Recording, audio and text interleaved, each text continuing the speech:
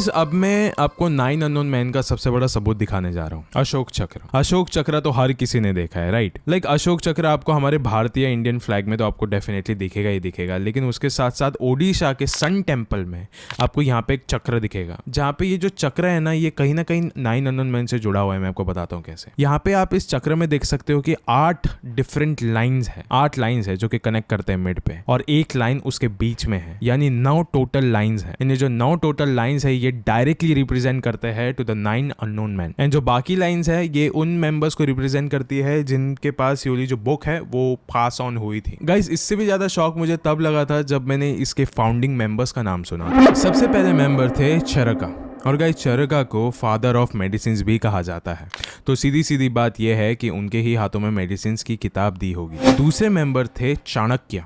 अब इनके बारे में तो आप सबने सुना होगा कि कैसे चाणक्य अपनी रणनीति के लिए जाने जाते थे और कैसे उन्होंने कई राजाओं की मदद की थी, तो इन्हें वॉरफेयर का जिम्मा सौंपा गया था। तीसरे मेंबर थे सुश्रुता, जिन्हें फादर ऑफ सर्जरीज कहा जाता है, और इनके चरका की तरह ही मेडिकल ज्ञान वाली किताब सौंपी गई थी। चौथे मेंबर थे आर्यभट्टा। हालांकि ये सम्राट अशोक के समय जिंदा नहीं थे, लेकिन बताया जाता है कि इन्हें एस्ट्रोनॉमी और मैथमेटिक्स की जिम्मेदारी दी गई थी। पांचवें मेंबर थे नागार्जुना। ये एक बुद्धिस्ट फिलोसोफर थे जो कि मॉन्क होने के साथ साथ एल्केमी यानी रसज्ञ की ज्ञान भी रखा करते थे। ऐसे लोगों को कई बार विजर्ड्स का दर्जा भी दिया गया था, और इसका मतलब है कि हमारी दुनिया में मैजिक एग्जिस्ट करता है, इसी वजह से इनके हिस्से में एल्केमी को दिया गया था। छठवें मेंबर थे पतंजलि।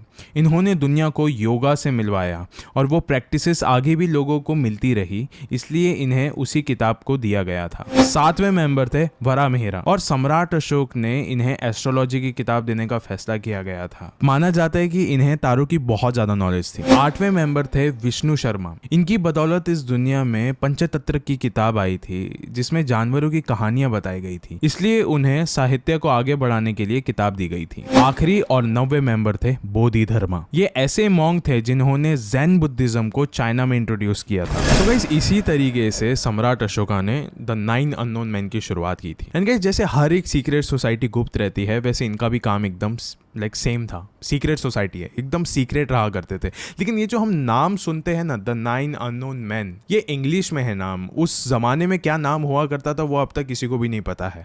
जैसे कि इल्यूमिनाटी का एग्जांपल ले लीजिए। जब इतने सालों पहले एडम वाइसहॉर्ट ने उस इल्यूमिनाटी की शुरुआत की थी, तो उस समय उससे इल्यूमिनाटी बोला जाता था। आज के समय भी हम लोग उसी नाम से जानते हैं, सेम टू सेम वही चीज आज हम लोग द 9 अननोन मैन के साथ करते हैं। हर वक्त हर साल एक सीक्रेट सोसाइटी का नाम चेंज होता है। ये बात तो शायद से आपको भी पता होगी। तो वैसे ही द 9 अननोन मैन का भी आज के समय में क्या नाम है वो किसी को नहीं पता। लेकिन एक बहुत ही इंटरेस्टिंग बात यह है कि जहाँ पे आपने जो दूसरे सीक्रेट सोसाइटीज़ है उनका नाम आपने बहुत ज़्यादा खराब देखा होगा कि ये जो सीक्रेट सोसाइटी है लोगों को कंट्रोल करती है, लोगों को लाइक एकदम बदनाम करने में लगी हुई है, दुनिया को खराब करने में लगी हुई है। वहीं पे द 9 अननोन मैन एक्चुअली इस दुनिया को बचाना चाहते थे। ये बहुत अच्छी तरीके की सीक्रेट सोसाइटी है, इसके कुछ अलग तरीके के मोटिव्स हैं। सो गाइस सम्राट अशोक ने जो भी कलिंगा के युद्ध के बाद उनको जितनी भी नॉलेज मिली थी, वो ऐसा चाहते थे कि ये जो नॉलेज है ये ना वेस्ट जाए और ना किसी गलत इंसान के हाथ में लगे, क्योंकि अगर ये गलती से भी किसी इंसान के हाथ में लग गया या फिर इस दुनिया के सामने ओपनली आ गया,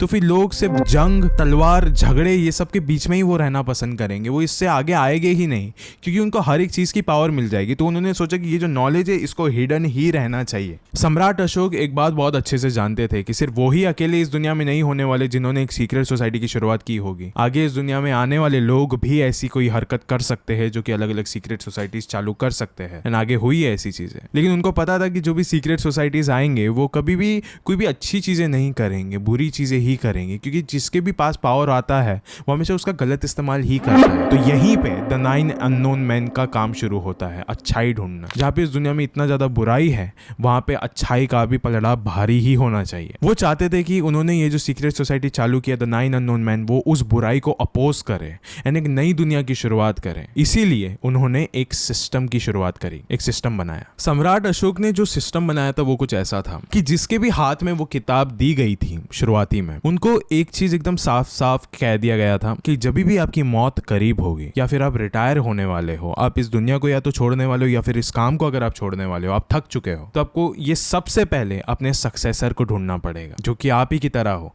आपसे और ज्यादा बेहतर हो इस काम को संभालने के लिए, इस किताब को संभालने के लिए। एंड गाइस यही चीज शुरुआत से लेके होते आई है। एंड गाइस इसी के रिलेटेड मैं एक कंट्रोवर्शियल बात अब कहने जा रहा हूँ, एक कंट्रोवर्शियल चीज आपके नजरों के सामने रखने जा रहा हूँ जो कि इस ही चीज से जुड़ी हुई है। एंड गाइस ये वाली चीज देखते हैं कि कौन है वो लोग जिनका नाम आज भी इस किताबों के साथ जोड़ा जाता है, आज भी द 9 अननोन मैन में जोड़ा जाता है। इन सारे नामों में जो सबसे ज्यादा इंटरेस्टिंग नाम थे वो ये थे। सबसे पहले मुझे नाम मिला एड्रिगन डिमेलो का, जिनका IQ 400 के ऊपर था। And guys I don't think so कि ऐसा कोई भी इंसान है इस दुनिया में, या फिर मैं गूगल में भी जब सर्च किया आई डोंट थिंक सो कोई भी मुझे वहां पे मिला जिसका IQ 400 के ऊपर था। मतलब आप यहाँ पे खुल्लम खुल्ला कह सकते हो एक बात कि he was the most brilliant man ever to live on this planet. जिसके बाद मेरे सामने CV रमन आए जो कि एक बहुत ब्रिलियंट फिजिसिस्ट थे एंड वो एक नोबेल प्राइज विनर भी थे। एंड उसके बाद मेरे सामने आए हैं doctor APJ Abdul Kalam. End of course उनको तो किसी भी इंट्रोडक्शन की जरूरत ही नहीं है, वो हमारे देश के 11th प्रेसिडेंट थे।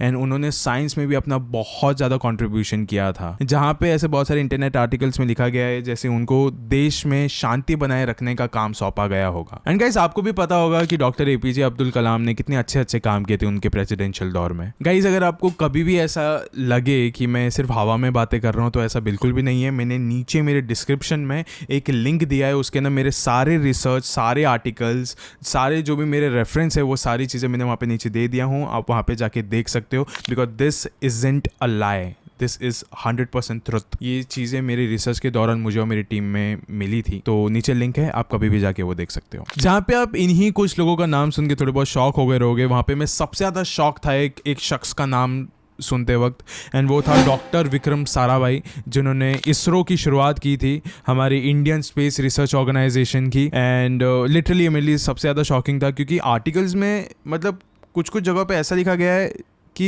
ये इसरो का जो हेडक्वार्टर है उसी का कनेक्शन मिलता है from the 9 unknown man's headquarters. And मैं आपको एक बात बताऊंगा, इसका कोई ऐसा वैलिड प्रूफ नहीं रहता है हमारे पास, लेकिन इसके जो फाउंडिंग मेंबर्स हैं उनका सीधा सीधा कनेक्शन मिलेगा आपको टूवर्ड्स द 9 अननोन मैन। जैसे कि होमी बाबा जो कि इन्हीं के फाउंडिंग मेंबर्स में से एक थे, उनका भी कनेक्शन मिला है इसके अंदर। एंड ये जो भी आर्टिकल्स है ऑफकोर्स उसके लिंक तो मैं आपको डिस्क्रिप्शन में दे ही दूंगा, आपको वहाँ पे मिल जाएगा इसके बारे में। एंड गाइस ये सारी चीज़ों को देख के ना मुझे एक बात तो लगती है कि जितने भी लोगों ने आज तक ऐसे लाइक बुराई के खिलाफ या फिर नेगेटिविटी के खिलाफ अगर आवाज उठाई है एकदम ओपनली, वो सब लोग ही इस 9 अननोन मैन के मेंबर्स में से एक हो सकते हैं। जैसे कि सुभाष चंद्र बोस भी हो सकते हैं, उन्होंने भी बुराई के खिलाफ कितने वक्त तक आवाज उठाई थी, लेकिन उनकी जो मौत थी वो भी एक मिस्ट्री थी, किसी को पता नहीं चली उसके बारे में। एंड उनके मौत के बाद आज तक ये वाली बात बताई जाती है कि शायद से सुभाष चंद्र बोस जिंदा थे। एंड गाइस जहां तक इनके मॉडर्न डे एग्जिस्टेंस होने की बात है, उसके प्रूफ्स की बात है, तो उसके सारे प्रूफ्स मुझे तो मिल चुके हैं। लेकिन उससे पहले मैं आपको एक थ्योरी में समझाना चाहूंगा कि ये जो 9 अननोन मैन की थ्योरी है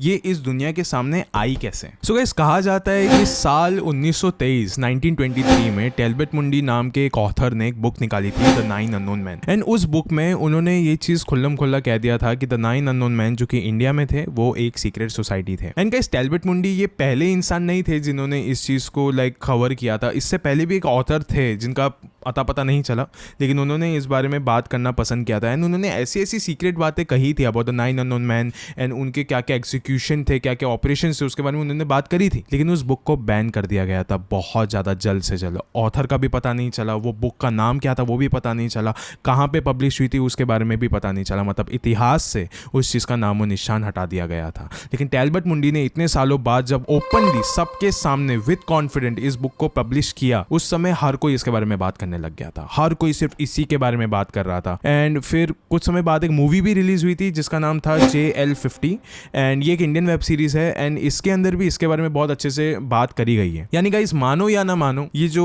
द 9 अननोन मैन की जो सीक्रेट सोसाइटी है ये हम सबके नजरों के सामने ही है, हम सबके करीब ही है, लेकिन उसमें कौन है ये हमें नहीं पता। एंड गाइस इसी के साथ साथ साल 2020 के अराउंड एक गेमिंग कंपनी ने एक अनाउंसमेंट करी थी कि हम एक गेम लॉन्च कर रहे हैं। एंड गाइस ये ऐसा वैसा कोई गेम नहीं है, it's a AAA title game. Like जैसे आप GTA 5, गोस्ट ऑफ सुशिमा या फिर ऐसे कोई बड़े बड़े कॉल ऑफ ड्यूटी टाइप के आप गेम देखते हो, एकदम सेम टू सेम वैसा है। इसका ट्रेलर भी कुछ अभी 1 महीने पहले ही रिलीज हुआ है, आप वाला ट्रेलर देख सकते हो अभी के अभी। एंड ये सब का मतलब ये है कि अगर इतनी बड़ी बड़ी कंपनीज इस चीज को एक्सेप्ट करने पे हाँ कह रही है, लाइक हर कोई इस चीज को एक्सेप्ट कर रहा है, तो मतलब गाइस ये एग्जिस्ट करती है, क्योंकि इतने बड़े स्केल में अगर लोग इसके लिए प्रोजेक्ट कर रहे हैं, मतलब of course it do exist. And इसके गाइस बहुत ज्यादा सबूत भी है, लेकिन सबसे बड़ा जो सबूत है वो है पोप सिल्वेस्टर 2। गाइस एक किताब है द मॉर्निंग मैजिशियंस करके, एंड उसमें ना एक बात लिखी गई थी कि द पोप सिल्वेस्टर 2 उन 9 अननोन मैन को जाके मिलके आ चुके हैं, एंड उसी के बाद से उनकी एक मिस्टीरियस वे में डेथ हो गई थी। लेकिन उस बुक में ना एक चीज़ बहुत साफ साफ लिखी गई थी कि द पोप सिल्वेस्टर 2 जब उनको मिलने गए थे, तो उनके मिलने के आने के बाद उन्होंने एक बहुत ज़्यादा सीक्रेट वेपन लेके आए थे उनके तरफ से, एंड शायद यही रीज़न था उनकी एक मिस्टीरियस डेथ को लेकर। एंड गाइस ये तो सिर्फ एक किस्सा सुनाया मैंने आपको, ऐसे ढेरों सारे किस्से मिल जाएंगे आपको। एंड गाइस लुइस जैकोलिएट ने भी अपनी किताब में लिखा था एक चीज़ क्लियरली कि जो गंगा है, हमारे भारत देश की गंगा, वहाँ पे इतने लोग नहाते हैं हर रोज़, इतने सारे जानवर आते हैं, इतने ज्यादा कपड़े धोए जाते हैं, इतनी सारी अजीबोगरीब चीजें करी जाती है, बट स्टिल वो गंदी क्यों नहीं होती? और ये आज से नहीं हो रहा है गाइस, सालों से होते आ रहा है विद गंगा, लेकिन फिर भी वो गंदी क्यों नहीं होती? उन्होंने अपनी किताब में ये लिखाया गया है कि द 9 अननोन मैन जो कि हमारे भारत देश में एग्जिस्ट करते थे, उन्होंने कई सालों पहले ही ये एक टेक्नोलॉजी ढूंढ ली थी कि वो गंगा को कभी भी अपवित्र नहीं होने देंगे। एंड गाइस लुइस ने अपनी किताब में ये भी लिखा कि गंगा के पास में ही एक सीक्रेट मंदिर है, जहाँ से एक ऐसी रेडिएशन आती है जिससे वो गंगा है वो कभी भी अपवित्र नहीं रहती, हमेशा क्लीन रहती है। एंड गाइस इसके साथ साथ ये बात भी बताई जाती है कि द 9 अननोन मैन के रिसर्च और सारे एग्जीक्यूशंस के वजह से ही लाइक जो बड़ी बड़ी बीमारियां थी जैसे कि प्लेग या फिर कॉलेरा, वो सब बीमारी का इलाज भी उन्होंने ही ढूंढा था। लेकिन हमारे सामने तो हमेशा यही दिखाया गया है कि अलेक्जेंडर एमिल ने इन चीज़ों का लाइक राज खोला था, इन सब चीज़ों के एंटीडोट्स निकाले थे, लेकिन ऐसा नहीं है। मैं आपको एक बात बताना चाहूँगा, ये चीज़ फैक्ट है कि अलेक्जेंडर एमिल ये सब चीज़ें करने से पहले, इसका एंटीडोट ढूंढने से पहले मद्रास आए थे हमारे भारत देश में। यहाँ पे आने के बाद ऐसा बताया जाता है कि वो द 9 अननोन मैन के वंशजों से मिले थे, एंड उनसे ही आके उन्होंने सारा सलाह मशवरा किया था, उसके बाद उन्होंने इन चीज़ों का एंटीडोट ढूंढा था। एंड गाइस ऐसा भी माना जाता है कि जो द 9 अननोन मैन थे, उन्होंने जो थाड़ के पत्ते होते उस पर ऐसे फ्यूचरिस्टिक चीज़ें लिखी गई थी जिसपे लाइक जो नॉलेज कभी भी दुनिया को नहीं थी, लेकिन उन्होंने वो लिखी थी, एंड वो जो चीज़ें थी उसकी डिस्कवरी हुई थी साउथ इंडिया साइड में। एंड आज भी ऐसा बताया जाता है कि इस दुनिया भर में जितनी भी चीज़ें हो रही है, जितनी भी चीज़ें डिस्कवर हो रही है, वो कहीं ना कहीं कैसे ना कैसे तो द 9 अननोन मैन से ही जुड़ी हुई है। एंड गाइस क्या आपने उनके नाम पर थोड़ा फोकस किया, द 9 अननोन मैन? 9 ही क्यों? लाइक इतने सारे लोग हो सकते हैं या फिर सिर्फ 2-3 लोगों को भी आप दे सकते थे, लेकिन सिर्फ 9 ही क्यों? तो इन चीज़ों का जो जवाब है ना वो मुझे पुराणों में मिला। आपने 9 ग्रह के बारे में तो सुना ही होगा, 9 ग्रह, और यही चीज़ उस वक्त सम्राट अशोक के दिमाग में थी कि वो ये जो चीज़ है उसी के साथ मैच करना चाहते हैं, इसलिए उन्होंने अपनी 9 किताबों को 9 अलग अलग लोगों को देना समझा। यानी गाइस ये जो सम्राट थे उन्होंने कभी भी सिर्फ अपने वक्त तक का ही नहीं सोचा, उन्होंने आज के वक्त का भी सोचा था कि आज भी ऐसा कभी ना कभी वक्त आएगा जब जो ह्यूमैनिटी है वो सबसे ज़्यादा कमज़ोर नजर आएगी। जैसे कि आप आज का समय भी देख सकते हो कि आज इस दुनिया में कितनी ज़्यादा तबाही मच रही है, हर जगह पे तबाही है, हर जगह पे वॉर है, हर जगह पे महामारी है। ये शायद से इसलिए हो सकता है क्योंकि आज के समय में द 9 अननोन मैन हमारे साथ एक्टिव नहीं है इतने ज़्यादा, वो डिफेंड नहीं कर पा रहे, या फिर वो शायद से हमारे आसपास नहीं है। लेकिन गाइस इस नॉलेज को प्रिजर्व करने का काम सिर्फ और सिर्फ द 9 अननोन मैन के पास ही नहीं था। ये जो नॉलेज को प्रिजर्व करने का काम था ये और भी कुछ सोसाइटीज ने किया था, Tibetan Monks, Buddhist Monks, free masons और इल्यूमिनाटी। सो आज इस वीडियो के अंत में मैं आपसे बस इतना ही कहना चाहूंगा कि ये जो चीजें हैं ना about secret societies, about the 9 unknown man वगैरह वगैरह, ये चीज यहीं पे खत्म नहीं होती है, बिल्कुल भी नहीं। चाहे आज हमें इनमें से एक भी सीक्रेट सोसाइटी के बारे में कुछ भी नहीं पता, हम लोग बस ये अजम्पशन करते रहते कि वो हमें कंट्रोल करते हैं, ये वगैरह वो वगैरह, एंड शायद से इन चीज़ों के कुछ कुछ प्रूफ्स भी है हमारे पास, लेकिन वो इल्यूमिनाटी के बारे में है, वो जो दूसरे सीक्रेट सोसाइटी जो हमारे देश के बाहर चल रहे हैं ये उनके बारे में है। लेकिन जो हमारे भारत देश में द 9 अननोन मैन की जो स्थापना हुई थी वो टोटली डिफरेंट है। वो तो हमेशा से ये कहते हैं कि हम इस दुनिया को सही राह दिखाना चाहते हैं, वो शायद से दिखा भी रहे हैं। हर वक्त हमने देखा है, हर वक्त ऐसे बहुत सारे आर्टिकल्स है जिसमें हमें ये देखने मिलता है कि द 9 अननोन मैन ने हमेशा से इस दुनिया की रक्षा करी है, हमारे भारत देश की रक्षा करी है। लोगों को कभी भी किसी बुरे संगत में नहीं जाने देते, हमेशा अच्छे रखते हैं, वो कभी भी गलत चाहते ही नहीं थे। शुरुआत से ही सम्राट अशोक कभी भी गलत नहीं चाहते थे कि उनके आगे आने वाली जो पीढ़ी है वो किसी गलत रास्ते पर जाए, किसी गलत हाथ में जाए। सो गाइस बस मैं आपको इतना इतना ही कहना चाहूँगा कि द 9 अननोन मैन बाकी सारे सीक्रेट सोसाइटी से थोड़ी अलग है कि लोगों में कंट्रोल नहीं जमाना चाहते है, बल्कि लोगों को नॉलेज देना चाहते हैं, लोगों को सही राह दिखाना चाहते हैं। तो this is a good secret society, the 9 unknown man. And अगर आपको भी कुछ पता है अबाउट द 9 अननोन मैन तो प्लीज़ अभी के अभी प्लीज़ कमेंट्स में मुझे बता दीजिए। गाइस ये वीडियो खत्म होने से